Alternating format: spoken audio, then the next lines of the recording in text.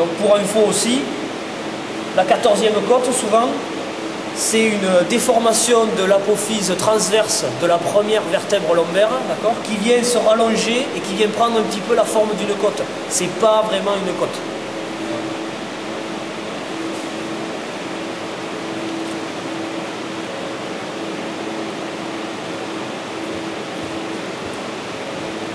Donc comme pour le filet ici, je vais venir mordre un petit peu là sur la poitrine.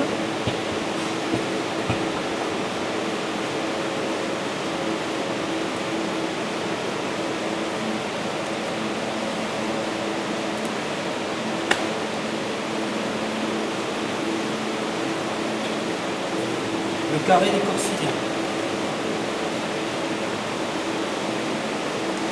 Ce qui fait qu'ici, quand on vient couper là, on vient entamer très légèrement la dernière côte ou la raser, ça dépend de la forme osseuse, et on vient couper dans le cartilage de la 12e.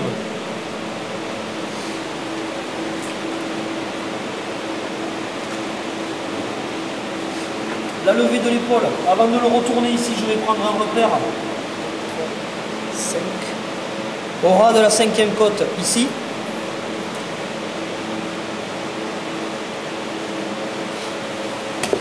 D'accord, ça va être mon repère ici pour venir tracer. Et le deuxième point, c'est la pointe ici de la palette, d'accord, du scapulum. Donc je la sens ici. Un et demi de plus, je crois, c'est un petit écart très léger, d'accord, je viens m'aligner là. Et je trace pas trop en profondeur puisque j'ai le paleron juste dessous, d'accord, de l'épaule.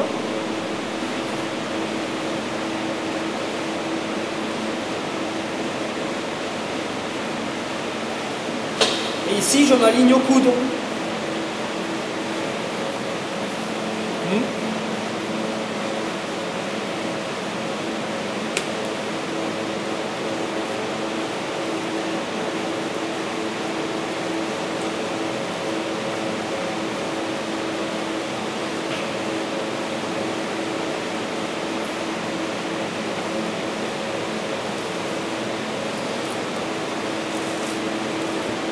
Une fois que mon épaule est tracée, je peux commencer à la dégager au fil.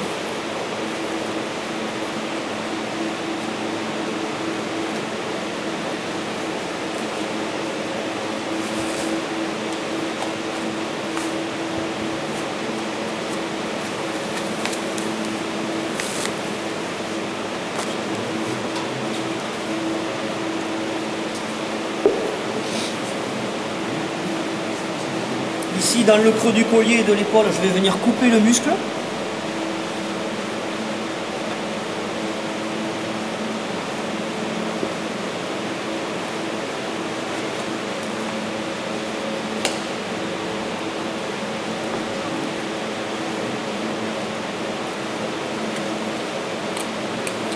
Je récupère le périoste au niveau de la palette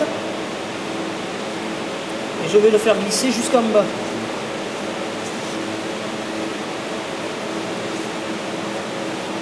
Le dessus de palette, là, je vais le couper un petit peu en biais.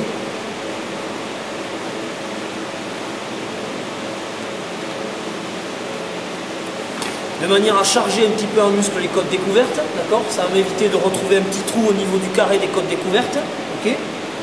Faut savoir que niveau rentabilité, après on arrive toujours à vendre plus cher les côtes découvertes que l'épaule.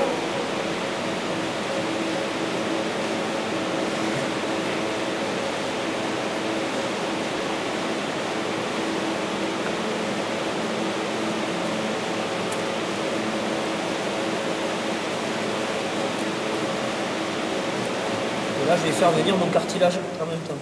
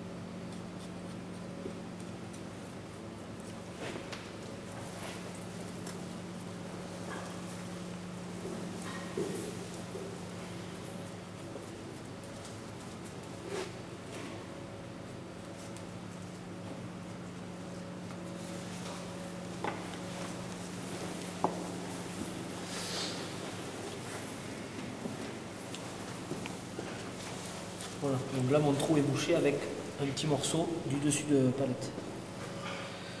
Le collier, je retourne ici. Je vais venir me mettre contre la première côte. Je la rase. Je tombe dans le joint.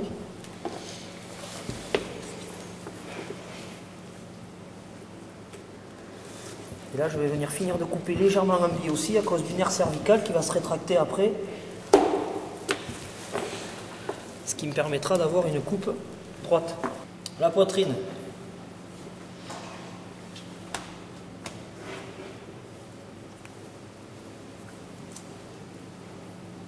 Un premier point de repère ici.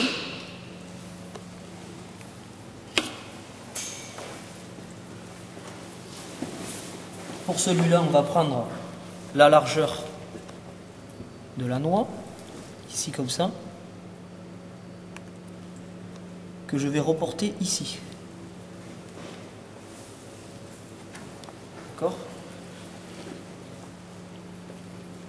Ça va être mon point de repère pour m'aligner ici.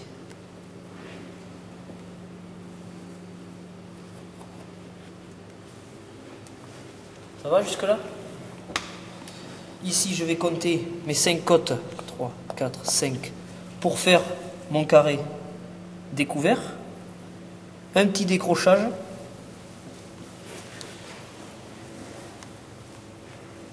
Et ici, ça va me permettre de faire mes petits manches pour mon carré de côte couvert. Alors.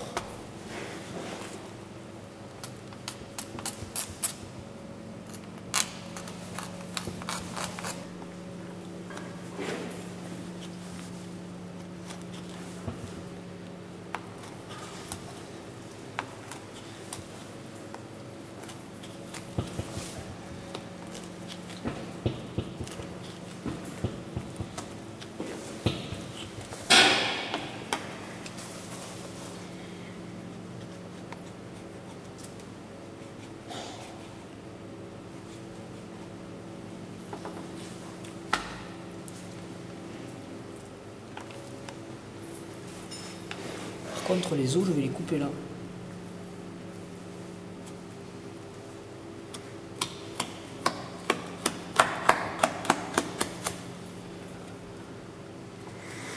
Je vais tracer fortement à la hauteur du couteau.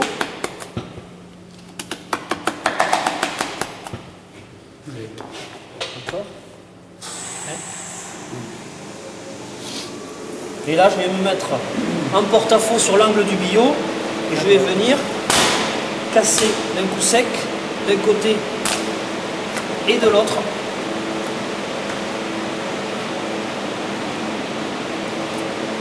Dégager mes petits manches.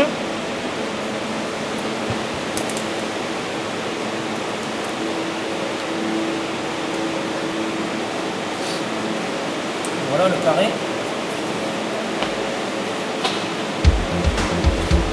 5 côtes découvertes. Les 8 suivantes couvertes. D'accord ?